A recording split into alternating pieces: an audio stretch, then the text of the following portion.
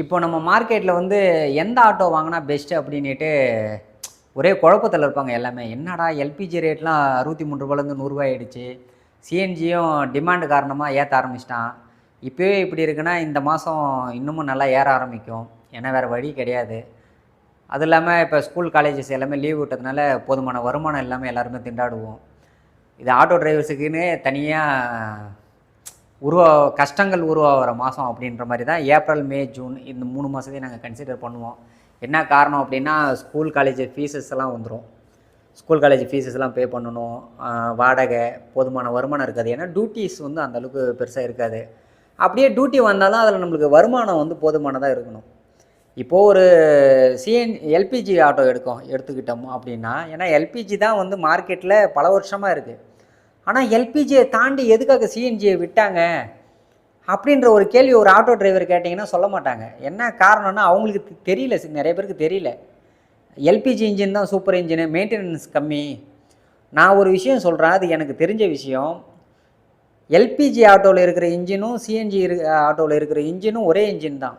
Mostly பழைய 2 stroke இன்ஜினில் வந்து சிஎன்ஜி ஃபிட் பண்ணால் பிக்கப் இருக்காது. ஆனால் இப்போ லேட்டஸ்ட்டாக வந்திருக்கிற இன்ஜின்ஸ் 4 ஸ்ட்ரோக் இன்ஜின் இருக்குல்ல, அந்த இன்ஜின் சிஎன்ஜிக்கும் எல்பிஜிக்கும் ஒரே இன்ஜின் தான். இது எவ்வளோ பேருக்கு தெரியுன்னே தெரியல. ஆனால் எல்பிஜி தான் மெயின்டெனன்ஸ் கம்மி. ஒரே இன்ஜின் தான். மெயின்டெனன்ஸ் வந்து நீங்கள் உள்ளார யூஸ் பண்ணுற ஃபியூலால் மட்டுமே வந்து மெயின்டெனன்ஸ் மாற போகிறது கிடையாது. ஸோ இது நிறைய பேருக்கு தெரியல, தெரிஞ்சுக்கோங்க. ஸோ உதாரணத்துக்காக சொன்னேன். இப்போது எல்பிஜி ஆட்டோவில் ஆப்ரேட்டிங் காஸ்ட் வந்து ரொம்ப அதிகமாகிடுச்சு. ₹5 ஒரு கிலோமீட்டருக்கு ₹5, அதாவது ஒரு ₹15 தராங்கன்னு வச்சுக்கோங்க. புக்கிங்ஸ் கம்பெனிலாம் ₹15 கொடுத்தாங்கன்னா ₹5 செலவானாலும் ₹10 வந்து நம்மளுக்கு லாபமாக இருக்கும். நம்ம வண்டி யூஸ் பண்ணுறோம், ஏன்னா அதுக்கு தேய்மானம் இருக்குது, ஆள்கூலி இருக்குது. நம்ம டிரைவராக அந்த வண்டிக்கு வேலை செய்கிறோம், மதியானம் லஞ்சு சாப்பிடுவோம், டீ 4 டீ குடிப்போம். இந்த மாதிரி எவ்வளோ செலவினங்கள் இருக்குது. ஒரு நாள் முடிவில் ₹63 கேஸ் போட்டப்போ ஒரு ₹2000 சம்பாரித்தோம் அப்படின்னா ஒரு ₹600 கேஸ் போட்டிருப்போம். ஆனால் இன்றைக்கி அப்படியே ₹1100 கேஸ் போடுறோம். இதில் என்ன வருமானம் வந்துடும்? அதாவது அந்த வண்டிக்கு கேஸ் போடுறதுக்கே சம்பாதிக்கணும் முதல்ல. ஏன்னா வீட்டிலேருந்து நம்ம கிளம்புறோம் அப்படின்னா கேஸ் போடாமல் வண்டி ஓட்ட முடியாது. கேஸ் ஃபுல்லாக இருந்தால் தான் வந்து நம்ம ஃபுல் டியூட்டியை கம்ப்ளீட் பண்ணிவிட்டு வீட்டுக்கு போக முடியும் நிம்மதியாக. கேஸ் இல்லை அப்படின்னா கேஸ் போடுறதுக்கு நம்ம கேஸ் பங்கு போனால் அங்கே ஒரு பஞ்சாயத்து நடக்கும். க்யூவில் நிற்பாங்க, ஏதாவது அனுமார் வால் மாதிரி நிற்பாங்க.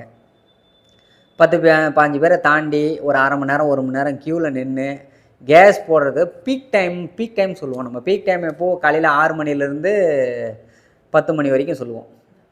இந்த 10 மணிக்குள்ளே கிட்டத்தட்ட ஒரு 1 ஹவர் நம்ம கேஸ் பங்க்லேயே நின்றுவோம். காலையில் போச்சு, இங்கே டியூட்டிஸ்லாம் கிடைக்கிறது கம்மியாகிடும். அதுக்கப்புறம் கிடைச்சாலும் 2-3 டியூட்டிலே வந்து பீக் டைம் முடிஞ்சு போய்டும். சவாரி இல்லாமல் ஏதோ மரத்தடி நேரில் போட்டு ஃபோன் நோண்டிட்டு உட்காந்துருப்போம். ஸோ இந்த மாதிரி பிரச்சனையில் சிக்காமல் இருக்கிறதுக்கு நான் சொல்கிற ஐடியா ஒரே ஒரு ஐடியா மட்டும்தான். 220 கிலோமீட்டர் வர மாதிரி, அதாவது இப்போ எலக்ட்ரிக் ரிக்ஷா வந்து லான்ச் ஆகிடுச்சு இந்தியாவில் லான்ச் ஆகிட்டு நிறைய மாநிலத்தில் வந்து பார்த்திங்கன்னா டாப் செல்லிங்கே எலக்ட்ரிக் ஆட்டோ தான். எல்பிஜி சிஎன்ஜி இன்ஜின்லாம் எங்கேயுமே சேல் ஆகலை நிறையா ஸ்டேட்டில். ஆனால் தமிழ்நாட்டில் தலைகீழாக இருக்குது. இன்னமும் நம்ம எல்பிஜி சிஎன்ஜி வண்டியை மட்டும்தான் வாங்கிட்டுருக்கோம். நம்ம அந்த அறியாமையாக என்னன்னு தெரியல. அதாவது மற்ற மாநிலத்தில் வந்து லாபம் எது அதிகமாக தருமோ வந்து அதை நோக்கி மக்கள் போகிறாங்க. அதாவது ஆட்டோ டிரைவர்ஸ் தான் அந்த மக்கள்னு நான் சொன்னது. அப்போது சென்னை தமிழ்நாட்டில் மட்டும் எல்பிஜி சிஎன்ஜி இன்ஜின் என்ன ஐசிவி இன்ஜின் சொல்லுவோம். இன்னமும் அந்த மாதிரி இன்ஜினுக்கே நம்ம போயிட்டுருக்கோம். அதில் பெருசாக லாபம்லாம் இல்லை. எலக்ட்ரிக் ஆட்டோ ஆமாம் பெரிய அமௌண்ட் டிஃப்ரென்ஸ் இருக்குது. ஒரு எல்பிஜி வண்டி ₹3,00,000 வாங்கிறோம் அப்படின்னா எலக்ட்ரிக் ஆட்டோ 4.5 லட்சம் வரும். ஆனால் நீங்கள் ஒரு வருஷ கடைசியில் எல்பிஜி லாபமா இல்லை எலக்ட்ரிக் லாபமானு பார்த்தா ஒரே வருஷத்தில் தலைகீழாக மாறும் ரிசல்ட்டு. ஒரே வருஷத்தில் எலக்ட்ரிக் தான் லாபம், எல்பிஜி சிஎன்ஜி லாஸு தான். ஏன்னா நீங்கள் எலக்ட்ரிக் ஆட்டோவுக்கு ஒரு வருஷம் முடிவில் அதிகபட்சம், எல்லாருமே நோட் பண்ணிக்கோங்க, அதிகபட்சம் ₹40,000 செலவு பண்ணுவீங்க. எலக்ட்ரிக் சார்ஜ் போட்டதுக்கான இபி பில்லு மட்டும். மெயின்டெனன்ஸுன்னு வந்து பார்த்தீங்கன்னா அதில் பெருசாக கிடையாது, 0 கிடையாது. ஆனால் அதில் பெருசாக மெயின்டெனன்ஸுன்னு ஒன்றும் கிடையாது. பிரேக் ஷூ வந்து ஒரு 6 மாதத்துக்கோ 1 வருஷத்துக்கோ இடையில மாற்றுற மாதிரி இருக்கும். அதுக்கப்புறம் மோட்டருக்கிட்ட ஒரு கியர் பாக்ஸ் கொடுத்துருப்பாங்க. அதோட ஆயில் வந்து 30,000 கிலோமீட்டரோ 40,000 கிலோமீட்டருக்கோ மாற்றணும். இது மட்டும்தான் அந்த வெஹிக்கிளில் மெயின்டெனன்ஸ்னு ஒரு விஷயமே. மற்றபடி மெயின்டெனன்ஸ்னு அந்த எலக்ட்ரிக் வெஹிக்கிளில் எதுவுமே கிடையாது. இது எலக்ட்ரிக் வெஹிக்கிளுக்கு ப்ரொமோஷன்னான்னு கேட்டிங்கன்னா ப்ரொமோஷன்லாம் இல்லை. இந்த விஷயம் வந்து நிறைய ஆட்டோ டிரைவர்ஸுக்கு தெரியல. இன்னமும் வந்து எல்பிஜி ஆட்டோவுக்கெல்லாம் என்கொயரி வந்துட்டுருக்கு. எனக்குலாம் அவங்கள நினச்சா ரொம்ப பாவமாக இருக்குது. எல்பிஜி ஆட்டோ அதிகபட்ச மைலேஜ் வந்து ஒரு 20, 25, சில ஆட்டோவெலாம் 30 தரும்னு சொல்லுவீங்க. அதை நான் நம்ப மாட்டேன். ஏன்னா 18லேருந்து 25க்குள்ளே தான் எல்பிஜி ஆட்டோ மைலேஜ் வரும். அப்படி வரும்போது பார்த்தீங்கன்னா 220 கிலோமீட்டர் போகிறதுக்கு எப்படியும் 10 கிலோ கேஸ் போடணும். 1 கிலோ கேஸ் 100 ரூபா அப்படின்னா 10 கிலோ கேஸு 1000 ரூபா போச்சு. இதே 220 கிலோமீட்டர் போகிறதுக்கு சிஎன்ஜி ஆட்டோவில் 400 450 ரூபாய்க்கு கேஸ் போட்டால் போதும். 1000 ரூபாய் எங்கே இருக்குது, 400 450 ரூபா எங்கே இருக்குது? ஃபஸ்ட் பாயிண்ட் ஆச்சா. செகண்ட், எலக்ட்ரிக் வந்து 220 கிலோமீட்டர் போகிறதுக்கு 96 ரூபா செலவாகும். அது 12 கிலோவாட்ஸ் பேட்ரி. 1 கிலோவாட்ஸ் வந்து பார்த்திங்கன்னா ஒரு யூனிட். 12 யூனிட் சார்ஜ் ஏற்றணும் அப்படின்னா ஒரு யூனிட் அதிகபட்சம் வீட்டு கரண்ட்டில் சார்ஜ் ஏற்றுறோன்னு வச்சுக்கோங்க. வீட்டு கரண்ட்டில் 8 ரூபான்னு வச்சுக்கோங்க அதிகபட்சமாக. அப்போ 96 ரூபா தான் வரும் செலவே. இப்போ சொல்லுங்கள், 1000 ரூபாய்க்கு கேஸ் போட்டு 2000 ரூபா சம்பாதிக்கிறது லாபமா? 96 ரூபாய்க்கு கேஸ் போட்டு 2000 ரூபா சம்பாதிக்கிறது லாபமா? 450 ரூபாய்க்கு கேஸ் போட்டு 2000 ரூபா சம்பாதிக்கிறது லாபமா? உடனே சில பேர்லாம் எலக்ட்ரிக் ஆட்டோ வந்து ரீசேல் வேல்யூ இருக்காது, வாங்கவே இல்லை. ரீசேல் வேல்யூ பற்றி பார்த்தோன்னா பேசுனீங்கன்னா எப்படி அது? ஏன்னா மார்க்கெட்டில் எல்லோரும் வாங்க ஆரம்பிச்சிங்கன்னா தான் ரீசேல் வேல்யூன்னு ஒன்று வரும். வாங்கிறதுக்கு முன்னாடியே ரீசேல் வேல்யூ இல்லை. அது இந்த வேலைக்கு ஆள் எடுக்கிறதுக்கு முன்னாடி உங்களுக்கு போதுமான எக்ஸ்பீரியன்ஸ் இல்லை அப்படின்னு சொல்லுவாங்க. அந்த ஃப்ரெஷர், நீங்கள் வேலைக்கு புதுசு, எல்லாருமே இந்த மாதிரி சொன்னீங்கன்னா அவனுக்கு யார் வேலை தர்றது? எப்படி அவன் எக்ஸ்பீரியன்ஸ் கிடைக்கிறது? அதே போல் தான், நீங்கள் எல்லாருமே ஆட்டோ வாங்கினீங்கன்னா தானே ரீசேல் வேல்யூ இருக்கா இல்லையானே முதல்ல தெரியும். வாங்கிறதுக்கு முன்னாடியே ரீசேல் வேல்யூ இல்லை. நீங்கள் வச்சுருக்கிற ஆட்டோவுக்கு நீங்கள் எல்பிஜி ஆட்டோ வச்சுருக்கலாம், சிஎன்ஜி ஆட்டோ வச்சுருக்கலாம். நீங்கள் வச்சுருக்கிற ஆட்டோவை நீங்கள் தலையில் தூக்கி வச்சுக்கோங்க. ஒருத்தர் எலக்ட்ரிக் ஆட்டோ வாங்க போகிறாருன்னா அதை போயிட்டு வந்து ரீசேல் வேல்யூ இருக்குமா இல்லையான்னு தெரியல, எடுத்துகிட்டு அவஸ்தைப்படாதீங்க, கஷ்டப்படாதீங்க. அந்த மாதிரிலாம் வந்து நெகட்டிவாக யாரும் ஸ்ப்ரெட் பண்ணாதீங்க. ஏன்னா 2020 சிஎன்ஜி வெஹிக்கிள் லான்ச் ஆனப்போ எல்லோரும் இதே பதில் தான் பேசிகிட்டு இருந்தாங்க. என்ன இது சிஎன்ஜி கேஸு, இது என்ன போகுமா போகாதா, ரீசேல் வேல்யூ இருக்காது, 2 ஸ்டோக்கு தான் வந்து நல்ல மார்க்கெட் வேல்யூ. தங்கம்னா நீங்களே வச்சுக்கோங்க. ஏன்னா உங்களுக்கு மைலேஜ் அது அதிகமாகலாம் பெருசாக தர போகிறதில்ல. 1000 ரூபா செலவு பண்ணி நீங்கள் ஒரு 2000 ரூபா சம்பாதிங்க. ஏன்னா நீங்கள் வந்து இருக்கப்பட்ட ஆளுங்க.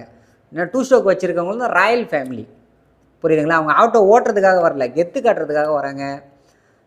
அதுக்கப்புறம் ஆட்டோ வச்சு அவங்க ஃபிலிம் காட்டுறதுக்காக வராங்க. அப்போ அவங்களுக்கெல்லாம் வந்து 2 ஸ்டோக்கு தான் வந்து எல்பிஜி ஆட்டோ 2 ஸ்டோக்கு, அதுதான் அவங்களுக்கு கெத்து. ரீசேல் வேல்யூ இருக்காது. அதை வந்து இன்னும் நீங்கள் கொஞ்சம் வருஷத்தில் அதிகபட்சமாக இந்த 2026 தாண்டுட்டோம், அந்த வண்டியெல்லாம் ஒருத்தவங்களும் வாங்க மாட்டாங்க. அதை ட்ரை பண்ணி பாருங்கள். ஏன்னா எலக்ட்ரிக் ஆட்டோ மார்க்கெட்டில் ஃபுல்லாக லான்ச் ஆனதுக்கப்புறம் மெயின்டெனன்ஸ் கிடையாது, கேஸ் செலவு கிடையாது, எந்த செலவுமே இல்லாமல் வீட்டில் சார்ஜ் போட்டோமா, மார்க்கெட்டில் வண்டி ஓட்டினோமா, திரும்ப வீட்டுக்கு வந்தோமா, சார்ஜ் போட்டோமா, இப்படி ஒரு மாதத்துக்கு ஒரு 3500 ரூபா இபி மட்டும் ஆகும். ஆனால் 2000 ரூபா சம்பாதிச்சா அந்த 2000 ரூபாயை அந்த எலக்ட்ரிக் ஆட்டோ வச்சுருக்கிறவங்க வீட்டுக்கு கொடுக்க முடியும். எல்பிஜி சிஎன்ஜி ஆட்டோ வச்சுருக்கவங்க நிலமை வந்து ரொம்ப பாவம். காலையில் கேஸ் போகிறதுக்கு கீழே நிற்கணும், 2000 ரூபா சம்பாரிச்சுன்னா 1000 ரூபா செலவு பண்ணணும். இந்த மாதிரி விஷயம்லாம் இருக்குல்ல. இந்த காரணத்துக்காக ஆட்டோ டிரைவர் பிழைக்கணுன்றதுக்காக தான். ஏன்னா இதுக்கப்புறம் நீங்கள் எல்பிஜி சிஎன்ஜி ஆட்டோ புது ஆட்டோ வாங்க போகிறதுல எந்தவித நியாயமும் கிடையாது. ஏன்னா அது உங்களுக்கு எந்த வகையிலுமே பெனிஃபிட்டாக இருக்க போகிறது கிடையாது. எலக்ட்ரிக் ஆட்டோ தான் ஃப்யூச்சர் மார்க்கெட்டு. இப்போது பேட்ரி ரிப்பேர் ஆகிடும், மோட்ரு போயிடும், அந்த மாதிரிலாம் நிறைய பேர் சொல்லுவாங்க. எதையுமே காது கொடுத்து கேட்காதீங்க. ஏன்னா எலக்ட்ரிக் ஆட்டோ பேட்ரிக்கு 5 வருஷம் வாரண்ட்டி எல்லா கம்பெனிலையும் எல்லா பிராண்டு பேட்ரியுமே தராங்க. ஸோ பர்டிகுலராக வந்து எல்லா பேட்டரியுமே வந்து 5 வருஷம் வாரண்ட்டி இருக்குது. ப்ராப்ளம்னு வந்தாலும் மதர் போர்டில் ப்ராப்ளம் வரும், சரிங்களா? அதையும் அவங்க சரி பண்ணி ரிப்ளேஸ் பண்ணி கொடுத்துருவாங்க. ஸோ மோட்டர் தான் அதில் வந்து பார்த்திங்கன்னா உங்களுக்கு ஸ்டெப்பர் மோட்டர் தான் யூஸ் பண்ணுறாங்க. ஸோ அது ப்ராப்ளம் வரதுக்கெலாம் வாய்ப்பே இல்லை. இந்த மாதிரி அந்த ஆட்டோவில் நெகட்டிவ் அப்படின்னு பார்த்தீங்கன்னா ரொம்ப பெருசாக இல்லை. சார்ஜ் போயிடுச்சு, சார்ஜே இல்லை, ஒரு 220 கிலோமீட்டர் நம்ம கம்ப்ளீட் பண்ணிட்டோம், சார்ஜ் இல்லாமல் நின்றுடுச்சுன்னா அது மட்டும்தான் அந்த ஒரே ஒரு நெகட்டிவ் பாயிண்ட் தான் இருக்குது. ஆனால் நீங்கள் 220 கிலோமீட்டர் ஓட்ட போகிறீங்க, அவ்வளோதான் நான் ஒரு நாளைக்கு அதிகபட்சம் ஓட்டுவேன் அப்படின்னா தைரியமாக எலக்ட்ரிக் ஆட்டோ எல்லாருமே எடுக்கலாம். ஏன்னா அதுக்கு மேலே இப்போ சென்னையில் வந்து ஃபுல்லாக மெட்ரோ ஒர்க் நடந்துகிட்ருக்கு. ஒரு நாளைக்கு நான் 300 கிலோமீட்டர் ஓட்டினேன், 400 கிலோமீட்டர் ஓட்டினதெல்லாம் அதில் பழைய காலம். இதுக்கப்புறம்லாம் யாராலையுமே அவ்வளோ கிலோமீட்டர்லாம் ஓட்ட முடியாது. சுற்றி சுற்றி ஒரே ஏரியாவில் 10 டியூட்டி, 5 டியூட்டி, 20 டியூட்டி ஓட்டலாம். 2 கிலோமீட்டர், 3 கிலோமீட்டர் டியூட்டி. இந்த மாதிரி ஓட்டுற எல்லாருமே வந்து நீங்கள் கண்ணை மூடிட்டு எலக்ட்ரிக் எடுங்க, செம லாபம். கணக்கு பண்ணிங்கன்னா தெரியும். யாராவது எலக்ட்ரிக் ஆட்டோ வச்சுருந்தாங்கன்னா அவங்கள கேளுங்க, எலக்ட்ரிக் ஆட்டோ எந்தளவுக்கு லாபம்னு உங்களுக்கு புரியுற மாதிரி சொல்லுவாங்க. போய் எல்பிஜி சிஎன்ஜி வச்சுருக்கவங்கள்ட்ட போய் எலக்ட்ரிக் வாங்கலாமான்னு கேட்காதீங்க. அவங்க சத்தியமாக வந்து ஒத்துக்கவே மாட்டாங்க. ரீசேல் வேல்யூ இல்லை, ரீசேல் வேல்யூ இல்லைன்னு சொல்லியே. ஏன்னா அவங்க 4 வருஷம் லோனு முடிஞ்சதுக்கப்புறமோ அவங்களுக்கு வண்டி வேணான்னும் போது அவங்க வண்டியை விற்கணும்ல. அப்போ ரீசேல் வேல்யூ இல்லைன்னு சொல்லி உங்களை தடுத்தா தான் வந்து நீங்களாம் இந்த மாதிரி செகண்ட் ஹேண்ட் ஆட்டோலாம் வாங்குவீங்க. அப்போ அதனால் ரீசேல் வேல்யூ இல்லைண்ணே. எலக்ட்ரிக் ஆட்டோ அதோட மார்க்கெட் உச்சத்தில் இருக்கும்போது எலக்ட்ரிக் ஆட்டோ ரீசேல் வேல்யூ இருக்கும். அந்த ரீசேல் வேல்யூ எப்படி கணக்கு பண்ணுவாங்கன்னா, இந்த பேட்ரி ஃபுல்லாக சார்ஜ் பண்ணால் எவ்வளோ கிலோமீட்டர் போதோ அதை பேஸ் பண்ணி உங்களுக்கு ரீசேல் வேல்யூ இருக்கும். எலக்ட்ரிக் ஆட்டோவில் பிரச்சனை வராதுன்னா, பிரச்சனைலாம் வரும், எல்லா ஆட்டோவுமே பிரச்சனை வரும். ஏன்னா பேட்ரி வந்து உங்களுக்கு 5 வருஷம் ஆக ஆக 220 கிலோமீட்டர் வந்தது 210 வரும், 210 வந்தது 200 கிலோமீட்டர் வரும், 200 கிலோமீட்டர் வந்தது 180 கிலோமீட்டர். இந்த மாதிரி அந்த பேட்ரி லைஃப் தான் குறையும். அதை நம்மளால் சரி பண்ண முடியும், ரிப்பேர் பண்ண முடியும். எந்தெந்த செல்லுலாம் உள்ளார போயிருக்கோ எல்லாத்தையும் ரிமூவ் பண்ணிவிட்டு திரும்ப ஆட் பண்ணி 220 கிலோமீட்டர் வர மாதிரி நம்ம பண்ணிக்கலாம். அதுக்கு வந்து பார்த்தீங்கன்னா நமக்கு 5000மோ 10,000மோ அவ்வளோதான் செலவு வரும். ஃபுல்லாக பேட்டரியே மாற்ற போகிறது கிடையாது. பேட்டரியை மாற்றினீங்கன்னா 1,60,000 வரும். ஆனால் பேட்டரியை மாற்றுற சூழல் வந்து எப்பயுமே நம்மளுக்கு உருவாகாது. இது ஃபஸ்ட்டு. ரெண்டாவது, பில்டு குவாலிட்டி வந்து எலக்ட்ரிக் ஆட்டோ இப்போ லான்ச் பண்ணுற எலக்ட்ரிக் ஆட்டோ எல்லாமே பில்டு குவாலிட்டி சூப்பராக இருக்குது. காரணம் என்னென்னா, இதில் இன்ஜின் இருக்குல்ல, இந்த இன்ஜினோட வெயிட்டை எலக்ட்ரிக் ஆட்டோவில் பாடியில் ஏற்றிருக்காங்க. இன்ஜின் பாடியிலையும் சேஸ்லையும் ஏற்றிருக்காங்க. அப்போது இந்த வெயிட்டை வந்து ரிசர்ச் பண்ணி ஒர்க் பண்ணிவிட்டு இந்த வெயிட் எல்லாமே சேஸ்லேயும் பாடிலையும் ஏற்றதுனால பில்டு குவாலிட்டி சூப்பராக இருக்குது.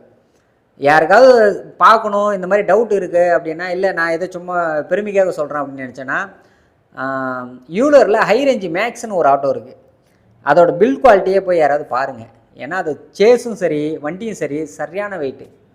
அப்புறம் மகேந்திரா ஊடோ அப்படின்னு சொல்லிட்டு ஒரு ஆட்டோ இப்போ ரீசெண்டாக லான்ச் பண்ணியிருந்தாங்கல்ல, அந்த ஆட்டோவை பாருங்கள். கிட்டத்தட்ட கிராஸ் வெயிட்டு 850 கிலோ. அந்த யூலர் ஹை ரேஞ்சு மேக்ஸ் சொன்னோம் பார்த்தீங்களா, கிட்டத்தட்ட கிராஸ் வெயிட் வந்து 920 கிலோன்னு நினைக்கிறேன். இவ்வளோ வெயிட் இருக்கும் அப்படின்னா உங்களுக்கு எலக்ட்ரிக் ஆட்டோவில் பேட்டரி வெயிட்டான்னு பார்த்தா பேட்டரிலாம் ஒன்றும் பெருசாக வெயிட் இருக்காது. பேட்டரியோட வெயிட் வந்து 25லேருந்து 30 கிலோ தான் வரும். 25-30 கிலோ தான் வரதுனால வண்டி வெயிட் இருந்தால் தான் உங்களுக்கு ஸ்மூத் ரைடு கிடைக்கும். ஷாக் அப்சார்வர் வந்து பார்த்திங்கன்னா பர்ஃபெக்டாக ஒர்க் ஆகும். அதுக்கப்புறம் பிரேக் அடித்தாலும் பிரேக்கிங் சூப்பராக ஒர்க் ஆகும். இதுக்காக தான் வந்து பில்டு குவாலிட்டியை வந்து இன்க்ரீஸ் பண்ணியிருக்காங்க. எல்பிஜி சிஎன்ஜி வண்டியில் வந்து மெயினாக மைலேஜை இன்க்ரீஸ் பண்ணுன்றதுனால பில்டு குவாலிட்டியை நிறைய கம்பெனிக்காரங்க குறைச்சிட்டாங்க. இது நான் எந்த கம்பெனியை சொல்கிறேன்னு எல்லாருக்கும் நல்லா தெரியும். வண்டியோட வெயிட்டை குறைச்சிட்டு மைலேஜ் 45 வருது, 50 வருது அப்படின்லாம் சொல்லிட்டு இருக்காங்க. ஸோ இதெல்லாம் கன்சிடர் பண்ணுங்கள். மெயினாக வந்து இதுக்கப்புறம் 2020, நான் இப்போ ஏப்ரலில் பேசிகிட்டு இருக்கேன், இதுக்கப்புறம் ஆட்டோ ரிக்ஷா வாங்கணும் அப்படின்னா நீங்கள் ஒரு எலக்ட்ரிக் ஆட்டோ, ஏன்னா எலக்ட்ரிக் ஆட்டோவில் 175 கிலோமீட்டர்லேருந்து 250 கிலோமீட்டர் போகிற எலக்ட்ரிக் ஆட்டோ இருக்குது. ஏன்னா இப்போ இருக்கிற காலகட்டத்தில் நம்ம 250 கிலோமீட்டருக்கு மேலே சென்னை சிட்டியில் நம்மளால் வண்டியை யூஸ் பண்ண முடியாது. அதே போல் யாருக்கெல்லாம் எலக்ட்ரிக் ஆட்டோ வாங்கலான்னா, சொந்த வீடு வச்சுருக்குங்க, அந்த சொந்த வீட்டில் இருந்துட்டு சார்ஜ் போடுற கெப்பாசிட்டி இருக்குங்க. அதாவது சில பேர் ஃபஸ்ட் ஃப்ளோர் செகண்ட் ஃப்ளோர்லாம் இருப்பாங்க, அவங்களுக்குலாம் கண்டிப்பாக சூட் ஆகாது. கிரவுண்ட் ஃப்ளோரில் சார்ஜிங் ஃபெசிலிட்டி ஈஸியாக நீங்கள் சார்ஜ் பண்ணிக்கலாம், பார்க்கிங் வசதி இருக்கிறது, இந்த மாதிரி அளவு மோஸ்ட்லி சூஸ் பண்ணுங்கள். ஏன்னா மேஜர் கன்சர்ன் வந்து இதுதான். ரோட்லேயே ஏதோ ஒரு மூலையில் இடமே இல்லாமல் ரோட்டில் நிறுத்திட்டு போகிறவங்களுக்கு எலக்ட்ரிக் ஆட்டோ செட் ஆகாது. நான் எல்லாருக்குமே வாங்கணும்னு இல்லை, உங்கள் தேவைக்கு தகுந்த மாதிரி வாங்குங்க. எல்பிஜி ஆட்டோவை சூஸ் பண்ணாதீங்க. ஏன்னா இப்போ லாபகரம்லாம் கிடையாது. 63 ரூபாலேருந்து 100 ரூபா கேஸ் ஏற்றுறான், சட்டனாக வந்து 27 ரூபா கேஸ் விலை ஏற்றுறான். யார் தட்டி கேட்பாங்க? யார் நஷ்டப்படுறாங்க? அப்படியே உடனே புக்கிங் ஆப் கம்பெனிலாம் வந்து நீங்கள் 15 ரூபாய்க்கு 1 கிலோமீட்டருக்கு சம்பாதிச்சிங்க, உடனே 30 ரூபா போட்டு கொடுத்தாங்களா? அப்படிலாம் ஒன்றுமே இல்லைல்ல. ஏன்னா கேஸ் விலையை உயர்த்துறதுக்கு எல்லா ரூல்ஸ் அண்ட் ரெகுலேஷனும் நம்ம நாட்டில் இருக்குது. ஆனால் நம்ம வருமானம்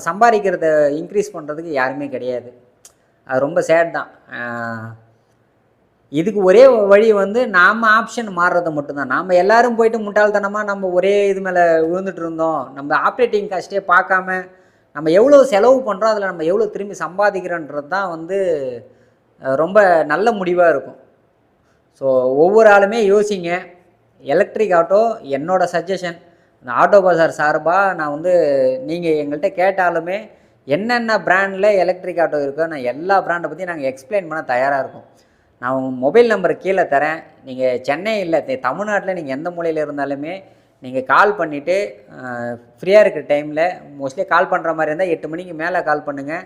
சாயந்தரம் 6, 7 மணி வரைக்கும் கால் பண்ணுங்கள். எல்லா காலுமே அட்டன் பண்ணுவோம். எந்த டவுட் எலக்ட்ரிக் ஆட்டோவை பற்றி எந்த டவுட்டாக இருந்தாலுமே அதை நான் கிளியர் பண்ண தயாராக இருக்கேன். மெயினாக இன்னொரு விஷயம் நான் சொல்லிக்கிறேன். எலக்ட்ரிக் ஆட்டோவில் பேட்ரி சரிங்களா, இந்த பிராண்ட் ஆட்டோ நல்லாயிருக்கும், அந்த பிராண்ட் ஆட்டோ நல்லாயிருக்கும், அந்த எலக்ட்ரிக் ஆட்டோ பிராண்டு தான். அதுலேயே வந்து பிராண்ட் வைஸ்லாம் போகாதீங்க. இன்ஜின் மட்டும்தான் வந்து தனித்துவமானது. இப்போ உதாரணத்துக்கு பஜாஜ் ஆட்டோவில் பஜாஜ் இன்ஜின் வச்சுருக்காங்க சரிங்களா, எல்பிஜி இன்ஜின், சிஎன்ஜி இன்ஜின். இது மட்டும்தான் தனித்துவமானது. ஏன்னா ஓன் மேனுஃபேக்சர் அவங்க பண்ணுறாங்க. அபேவ்லேயும் அதே மாதிரி தான், டிவிஎஸ்லேயும் அதே போல் தான், மகேந்திராவிலையும் அதே போல் தான். இந்த இன்ஜின்ஸ் எல்லாமே வந்து பார்த்திங்கன்னா அவங்கவுங்க மேனுஃபேக்சரிங் பண்ணுறதுனால அதில் ஒரு சின்ன சின்ன தனித்துவம் இருக்குது. ஆனால் எலக்ட்ரிக்னு வந்ததுக்கப்புறம் எந்த வித தனித்துவமும் கிடையாது. ஏன்னா ஒன்று பிஎல்டிசி மோட்டார் யூஸ் பண்ணுவாங்க, ப்ரஷ்லெஸ் டிசி மோட்டார் யூஸ் பண்ணுவாங்க, இல்லைனா ஸ்டெப்பர் மோட்டார் யூஸ் பண்ணுவாங்க. நான் எலக்ட்ரிக் ஆட்டோவை பொறுத்த வரைக்கும் சொல்கிறேன். அதுக்கப்புறம் பேட்ரி வந்து பார்த்தா லித்தியம் அயன் பாஸ்பேட் பேட்ரி. இப்போ இந்தியாவில் மோஸ்ட் காமனாக இன்றைக்கி இருக்கிற டெக்னாலஜிக்கு அந்த லித்தியம் அயன் எல்எஃப்பி பேட்டரின்னு சொல்லுவோம். அந்த எல்எஃப்பி பேட்டரி தான் வந்து எல்லா கம்பெனியுமே யூஸ் பண்ணுறாங்க. ஸோ இதில் தனித்துவமானதுன்னு எந்த பிராண்டுமே கிடையாது.